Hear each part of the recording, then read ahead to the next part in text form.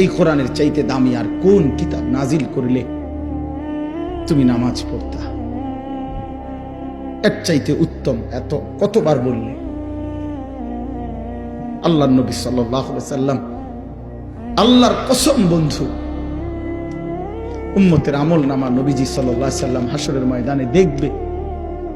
নবীজির সামনে আমল নামা নবী হাতে নিবে, দেখবে।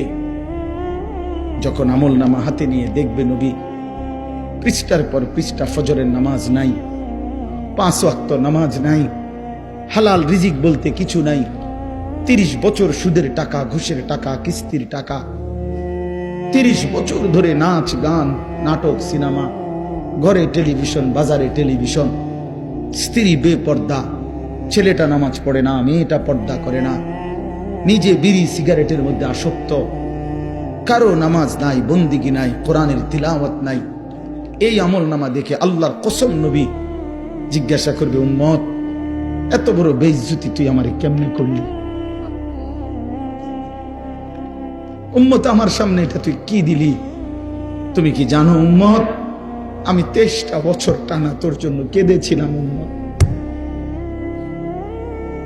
আমি এমন কাঁদা কাঁদছি রে উম্মত তোদের জন্য, এশার নামাজের পরে দাঁড়াইছি, ফজরের আজান পর্যন্ত আমি আমার মালিকের কাছে তোদের জন্য, উম্মতের জন্য চোখের পানি ফেলে কাঁদছিলাম। আমার এত চোখের পানি তোর দিল গলাইতে পারলো না। আমি তায়েফের পাথরের আঘাতে আমার পিঠটা চালনির মতো ছিদ্র ছিদ্র হয়ে গেছে রক্তে। আমি বুকে পেটে 2টা পাথর বাঁধছি ক্ষুধার কষ্টে। আমি উহুদের দান শহীদ করা রক্তে উহুদের ময়দানে পড়েছিলাম বেহুশ হয়ে। আমার ঘরের চুলায় 3 মাস রান্নার জন্য কোনোদিন চুলায় আগুন জ্বলে নাই।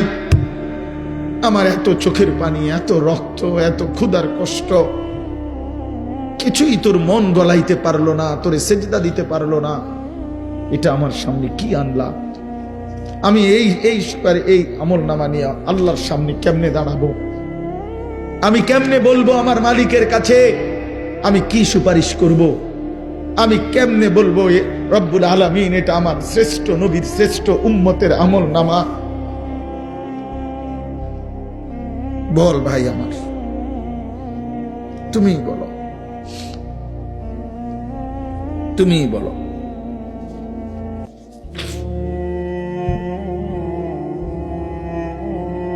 এত বিপুল পরিমাণ মুসলমান আমরা,